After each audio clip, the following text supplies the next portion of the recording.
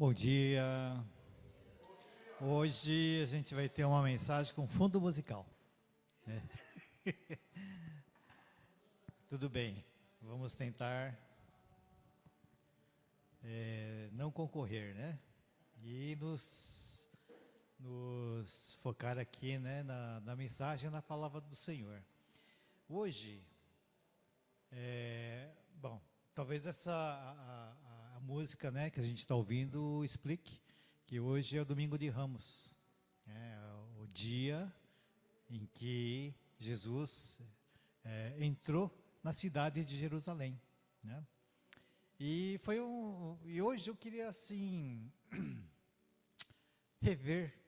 reviver com vocês aqueles momentos, aquele domingo. São 2 domingos: o domingo da entrada triunfal de Jesus em Jerusalém e reviver o domingo seguinte, que é o domingo da ressurreição, né? E é o motivo de estarmos hoje nesse culto especial de Páscoa. Então Jesus entrou neste domingo, hoje, né? Está entrando na cidade de Jerusalém e montado no jumento. Alguns de nós não poderão estar no próximo domingo, né? Então, este ano nós vamos ter o nosso culto especial de Páscoa hoje, né? Quando a gente vai ter a oportunidade de celebrar com a maioria dos irmãos, por ser essa Páscoa, né? Por ser uma data tão significativa, especial, né? E importante para nós. Porém, a palavra de hoje, nesse culto de Páscoa, tem a ver com o Domingo de Ramos.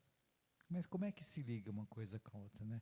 Por isso, hoje nós vamos reviver esses 2 momentos, tá? Que aconteceram nos 2 domingos. Então, antes de a gente começar, vamos fazer uma oração. Querido Deus, obrigado, Senhor,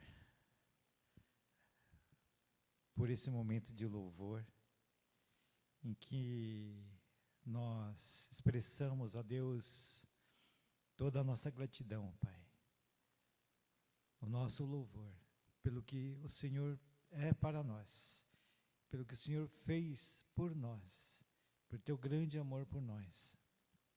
E hoje, Pai, nós queremos reviver esse tempo contigo, em que nós exaltamos ao Senhor. Tu és o nosso Rei, que entra na nossa vida,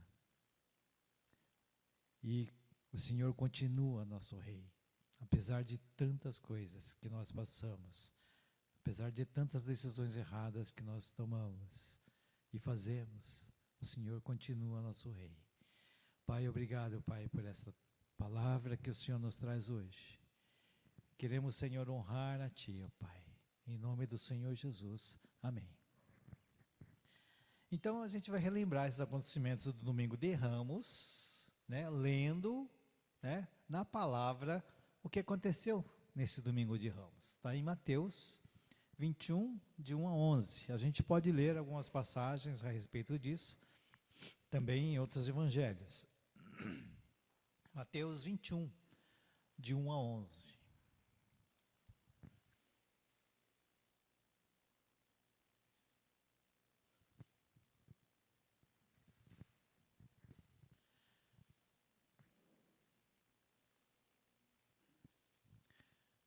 Já abriram?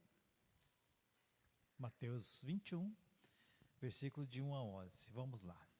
Diz a palavra: Quando se aproximaram de Jerusalém e chegaram a Betfagé, ao Monte das Oliveiras, Jesus enviou 2 discípulos, dizendo-lhes: Vão ao povoado que está diante de vocês. Logo encontrarão uma jumenta amarrada com um jumentinho ao lado. Desamarrem-nos e tragam-nos para mim. Se alguém lhes perguntar algo, digam-lhe que o Senhor precisa deles e logo os enviará de volta. Isso aconteceu para que se cumprisse o que fora dito pelo profeta. Digam à cidade de Sião: eis que o seu rei vem a você, humilde e montado num jumento, num jumentinho, cria de jumenta. Essa palavra tem Zacarias 9:9, tá? Os discípulos, lá no versículo 6, os discípulos foram e fizeram o que Jesus tinha ordenado. Trouxeram a jumenta e o jumentinho, colocaram sobre eles os seus mantos, e sobre estes Jesus montou. Uma grande multidão estendeu seus mantos pelo caminho, outros cortavam ramos de árvores e os espalhavam pelo caminho. A multidão que ia diante deles e os que o seguiam gritavam: Hosana ao filho de Davi, bendito é o que vem em nome do Senhor, Hosana nas alturas. Quando Jesus entrou em Jerusalém, toda a cidade ficou agitada e perguntava: quem é este? A multidão respondia: este é Jesus, o profeta de Nazaré, da Galileia. Nós cantamos hoje Hosana, né? Hosana. O que quer dizer Hosana? Né? A gente canta, né? Muitas vezes a gente canta e não sabe o que está cantando, ou a gente está expressando, a gente sabe que é uma expressão de bem-vindo, de salve, né? Hosana. Mas também tem algo mais profundo que isso. Senhor, nos ajuda. Porque aquele povo que estava lá recebendo a Jesus era um povo que estava oprimido. Né? Então essa grande multidão, que era muita gente, né, de todos os lugares, eles ouviram falar de Jesus.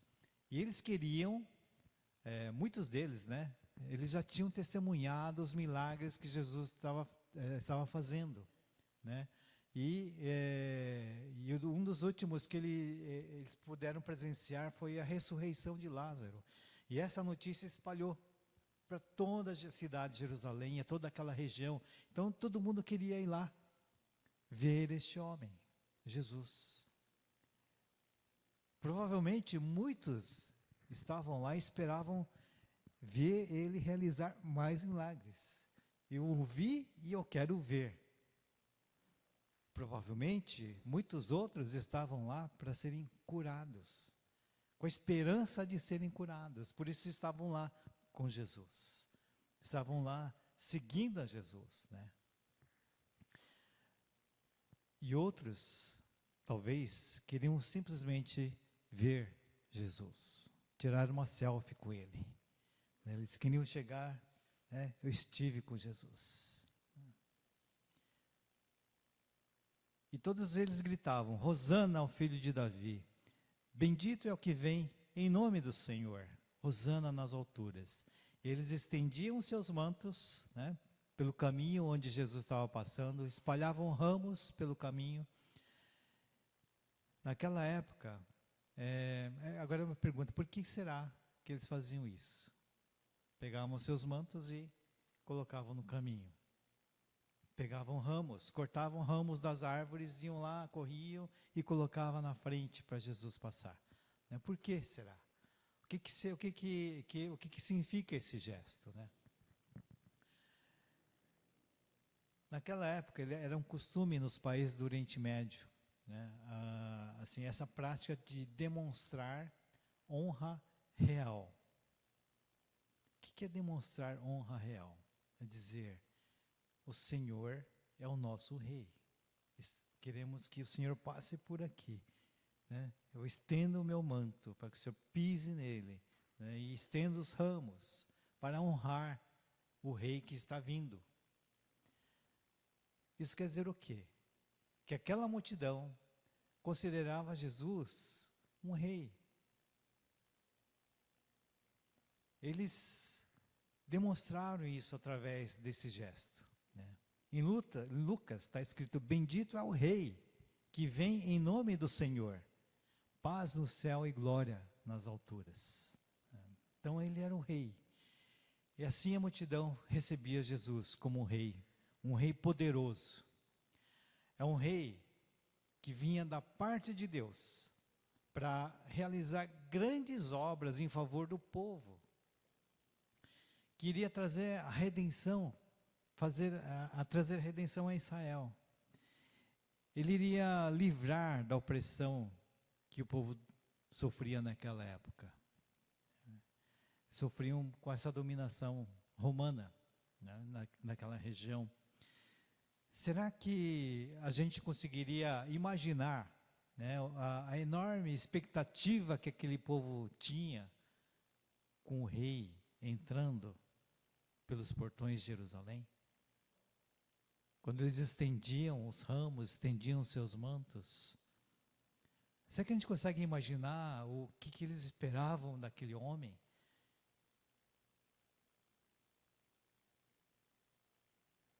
Conseguimos imaginar uma expectativa desse povo que via nele alguém que ia libertar dessa dominação, opressão romana? E outras coisas também, né? De pressões financeiras e outras coisas. Lá é muita taxação e tal, então o pessoal realmente sofria muito. Porém, o que aconteceu nos dias seguintes, entre um domingo e outro? Então, tudo isso que nós relatamos aqui agora aconteceu no domingo de Ramos. Logo depois, nos dias seguintes, o que aconteceu? Jesus foi traído, prenderam ele, acusaram Jesus injustamente, soltaram um criminoso no lugar dele, torturaram Jesus. A gente consegue imaginar uma coroa de espinhos sendo colocado, não é colocado, mas assim, forçadamente, né, colocado na nossa cabeça e aquilo rasgando a pele. Humilharam Jesus desde que ele foi preso até ele ser crucificado. A crucificação era uma execução mais humilhante de todas as execuções. E Jesus não estava com aquele, assim, consegue imaginar Jesus com assim, nas figuras que a gente vê, com um pano cobrindo as suas partes. Mas sabe o que o pessoal fazia? Deixava nu o bandido, o criminoso que ia ser crucificado, para aumentar mais ainda a humilhação. É muita humilhação. E aonde estavam os discípulos neste momento? Aonde que eles estavam? Onde é que estava aquela multidão toda que estava colocando os ramos, jogando seus mantos para que o rei passasse?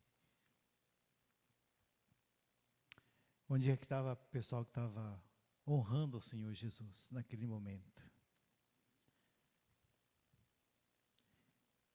Ninguém estava lá do lado dele. Mas estavam assistindo tudo que Jesus estava passando. Eles não podiam acreditar que aquele grande profeta, e que o povo aclamava como um rei, que trouxe enorme esperança para o povo, estivesse ali, sendo açoitado,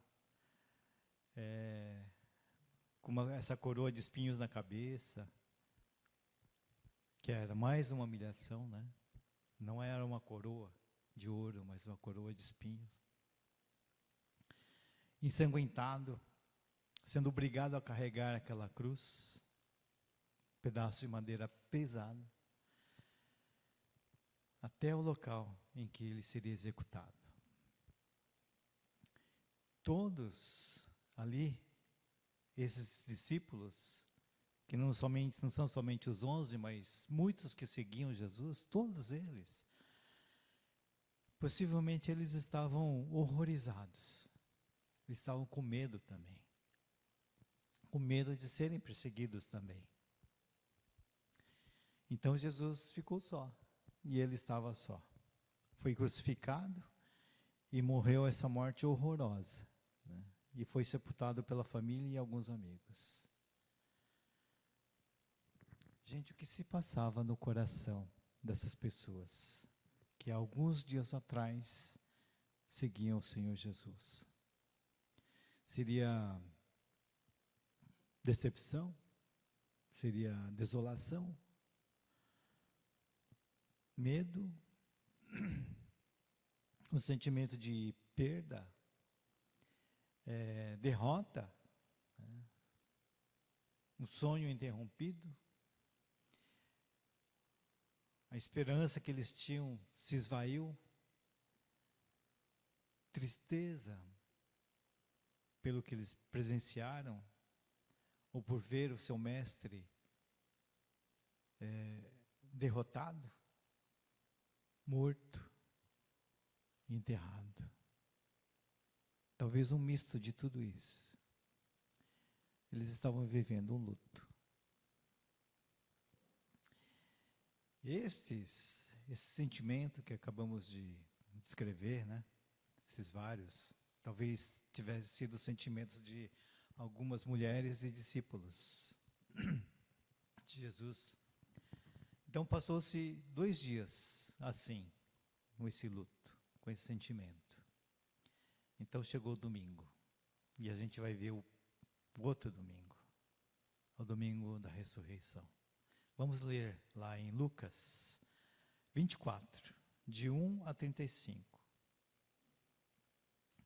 A gente vai tentar imaginar, viver esses acontecimentos daquele domingo da ressurreição. Lucas 24, de 1 a 35. O texto é longo, mas a gente vai se ater em alguns pequenos detalhes aqui.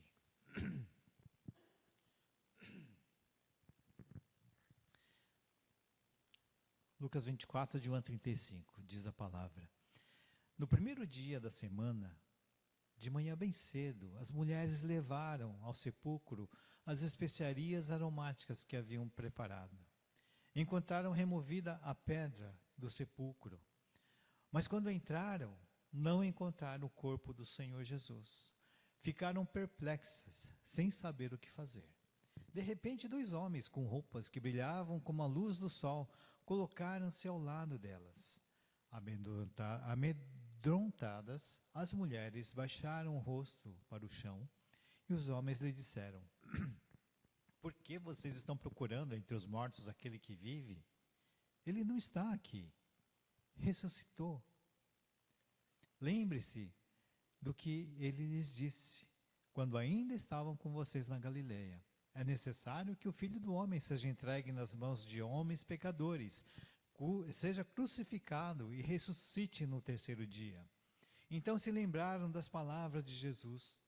Quando voltaram do sepulcro, elas contaram todas essas coisas aos 11 e a todos os outros. As que contaram essas coisas aos apóstolos foram Maria Madalena, Joana e Maria, mãe de Tiago, e as outras que estavam com elas. Mas eles não acreditaram nas mulheres. As palavras delas lhes pareciam loucura. Pedro, todavia, levantou-se e correu ao sepulcro. Abaixando-se, viu as faixas de linho e mais nada. Afastou-se e voltou admirado com o que acontecera. Antes de continuar, notem que as mulheres tiveram uma surpresa enorme naquele momento, né? Elas estavam com a expectativa de chegarem lá, pegar o corpo de Jesus e passar as especiarias no corpo de Jesus. Mas, em vez disso, o que elas encontraram? A pedra removida. Alguém removeu essa pedra, né? E não viram o corpo de Jesus. Então elas ficaram o quê? Perplexas.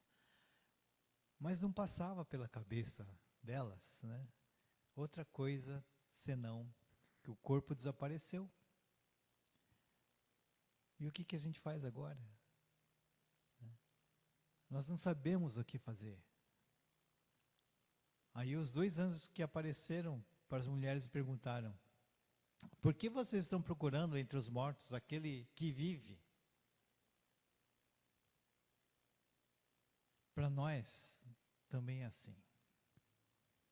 Enquanto a gente não percebe a realidade de Jesus na nossa vida, a realidade de Cristo ressurreto, porque Ele vive, a gente não sabe o que fazer. A gente vai continuar vivendo a procurar entre os mortos aquele que vive.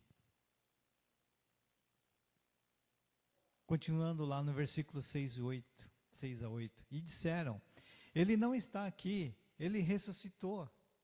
Lembre-se do que ele lhes disse, quando ainda estava com vocês na Galileia. É necessário que o Filho do Homem seja entregue nas mãos de homens pecadores, que seja crucificado e ressuscite no terceiro dia. Então se lembraram das palavras de Jesus. Aqui é como se os olhos delas se abrissem e clareou aquele dia, clareou tudo. Clareou-se o entendimento delas. Quando se lembraram das palavras de Jesus. Não foi porque elas viram o sepulcro vazio. Não foi porque elas viram um anjo, porque na hora elas ficaram amedrontadas, ficaram com medo. Mas foi porque elas lembraram das palavras de Jesus. Da mesma forma, irmãos, se nós queremos ter clareza quanto ao que o Senhor quer da nossa vida, quanto ao que fazer na nossa vida, na nossa igreja, no serviço do Senhor, a gente tem que buscar as palavras do Senhor Jesus. Lembrar, e está tudo escrito, está tudo na palavra de Deus, na Bíblia, nessa que nós estamos segurando. Continuando lá no versículo 13, naquele mesmo dia, 2 deles estavam indo para um povoado chamado Emaús, a 11 quilômetros de Jerusalém. No caminho, eles conversavam a respeito de tudo o que havia acontecido. Enquanto conversavam e discutiam, o próprio Jesus se aproximou e começou a caminhar com eles. Mas os olhos deles foram impedidos de reconhecê-lo. Ele lhes perguntou, sobre o que vocês estão discutindo enquanto caminham? Eles pararam com os rostos entristecidos. Um deles, chamado Cleopas, perguntou-lhe, você é o único visitante de Jerusalém que não sabe das coisas que ali aconteceram nesses dias? Que coisas? Perguntou Jesus. Né? O que aconteceu com Jesus de Nazaré? Responderam eles. Ele era um profeta poderoso em palavras e em obras diante de Deus e de todo o povo. Os chefes dos sacerdotes e as nossas autoridades o entregaram para ser condenado à morte e o crucificaram. E nós esperávamos que era ele que ia trazer a redenção a Israel. E hoje é o terceiro dia, desde que tudo isso aconteceu. Aqui uma observação. Lembram-se da entrada de Jesus em Jerusalém? Eles tinham... isso aconteceu no domingo anterior. Essa era a expectativa dos discípulos. Ele era um profeta, poderoso, em palavras e em obras diante de Deus e de todo o povo. E nós esperávamos que era ele que ia trazer a redenção a Israel. Os dois ainda estavam muito tristes. Os dois tinham o mesmo sentimento de perda, de luto, aquela confusão de sentimentos, né? De derrota. E eles não conseguiram reconhecer Jesus que estava andando do lado deles. Será que hoje a gente consegue reconhecer Jesus que está andando do seu lado? Que quer falar algo para você?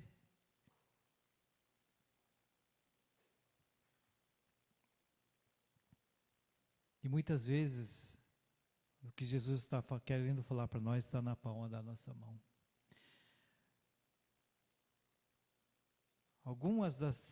Continuando lá no versículo 22, algumas das mulheres entre nós nos deram um susto hoje. Foram de manhã bem cedo ao sepulcro e não acharam o corpo dele. Voltaram e nos contaram ter tido uma visão de anjos que disseram que ele está vivo. Alguns dos nossos companheiros foram ao sepulcro e encontraram tudo exatamente como as mulheres tinham dito, mas não ouviram. Apesar deles terem ouvido as mulheres e terem ouvido a Pedro e João, né? Ainda não entenderam o que Jesus fez. Estava difícil de acreditar. Muito difícil. Talvez porque eles não queriam passar novamente por uma desilusão. Porque é isso que eles passaram quando viram a Jesus sofrer tudo aquilo e ser sepultado. Até esse momento eles ainda estavam vivendo o luto. E Jesus estava do lado. E eles não o reconheceram. Continuando lá então no versículo 25. E ele lhes disse, Jesus disse, como vocês custam a entender e como demoram a crer em tudo o que os profetas falaram. Não devia o Cristo sofrer estas coisas para entrar na sua glória? E começando por Moisés e todos os profetas, explicou-lhes o que constava a respeito dele em todas as Escrituras. Ao se aproximarem do povoado para o qual estavam indo, Jesus fez como quem ia mais adiante. Mas eles insistiram muito com ele. Disseram, fica conosco, pois a noite já vem, o dia já está quase findando. Então ele entrou para ficar com eles. Quando estava à mesa com eles, tomou o pão, deu graças, partiu e o deu a eles. Então os olhos deles foram abertos e o reconheceram. E ele desapareceu da vista deles. Perguntaram-se um ao outro, então, não estava queimando o nosso coração enquanto ele nos falava no caminho e nos expunha as Escrituras? Levantaram-se e voltaram imediatamente para Jerusalém. Ali encontraram os 11 e os que estavam com eles reunidos, que diziam, é verdade, o Senhor ressuscitou e apareceu a Simão. Então os dois contaram o que tinha acontecido no caminho e como Jesus fora reconhecido por eles quando partiu o pão. O ano passado a gente teve uma experiência muito legal aqui na igreja, na Páscoa. Experimentamos o cordeiro assado. Estava bom, estava bem temperadinho, né? E a gente comeu o cordeiro com os pães ázimos. E tivemos uma experiência sensorial, né? De como foi a última ceia de Jesus com seus discípulos. Hoje a gente vai experimentar uma ceia diferente. Vocês viram lá uma mesa montada? Temos uma mesa montada ali, no ambiente de ceia. Como discípulos de Jesus, a gente vai estar em volta dessa mesa, participando da ceia com Jesus. Isso vai ser logo depois do louvor, né? Mas hoje eu queria lembrar essa ceia do verso 30 que acabamos de ler aqui. Diz lá, quando eu estava à mesa com eles, com os dois discípulos, mas nós estaremos em um grande número de discípulos aqui. Deu graças, partiu e deu a eles. Então os olhos deles se abriram e reconheceram.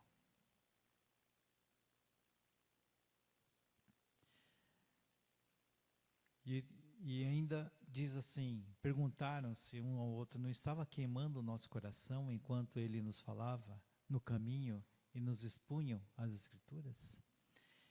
Em todas as celebrações da Santa Ceia, meus irmãos, o Senhor Jesus está presente.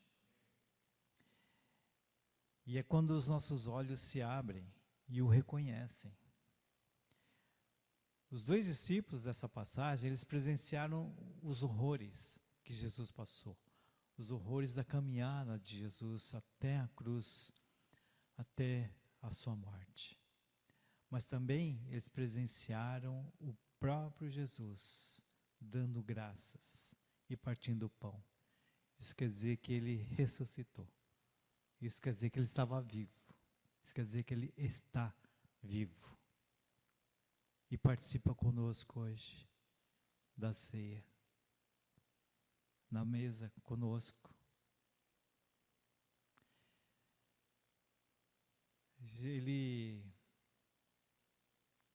Jesus ressurreto estará conosco.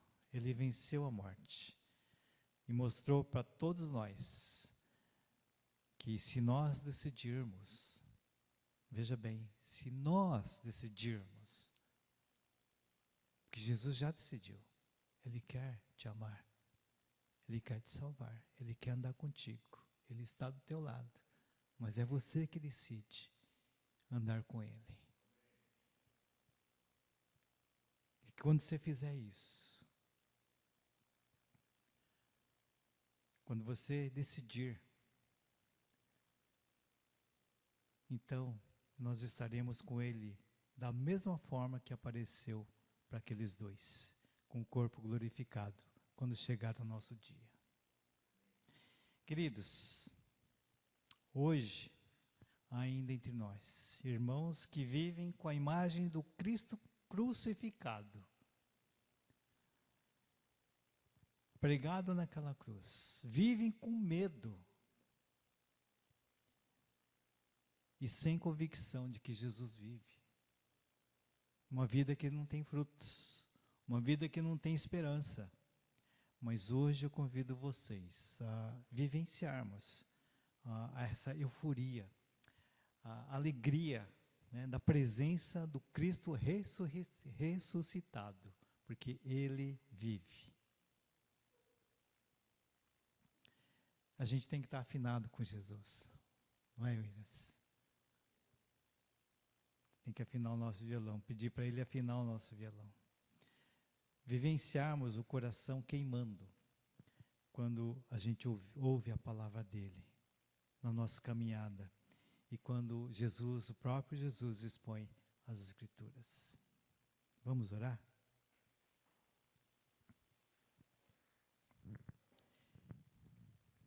Querido Deus, nós agradecemos muito, Pai. Porque o Senhor enviou seu Filho amado para nos salvar. Agradecemos a Deus porque podemos engrandecer o Teu nome e honrar a Ti, Senhor, através da música. Mas, Senhor Deus, muitas vezes a gente canta e não sabe o que está cantando. Hoje queremos, ó Deus, participar da ceia contigo. Queremos fazer isso com a certeza de que o Senhor está conosco. E se a gente ainda não tem, se há entre nós alguém que ainda não tem essa certeza, Pai, aumenta a fé dessas pessoas, ó Pai. Senhor, nós queremos agradecer pela palavra toda palavra que é exposta aqui na nossa igreja, que é uma palavra que vem diretamente do Teu coração, ó Deus, porque ela é extraída da Tua Bíblia, Senhor, da Tua palavra, Senhor, que está tão disponível para nós. Ó Pai, ajuda-nos a vivermos essa vida, ó Deus, com essa alegria de estar ao lado, de ter Cristo sempre ao lado de nós. Muito obrigado, ó Pai. Obrigado porque o Senhor vive. Oramos em nome do Senhor Jesus. Amém.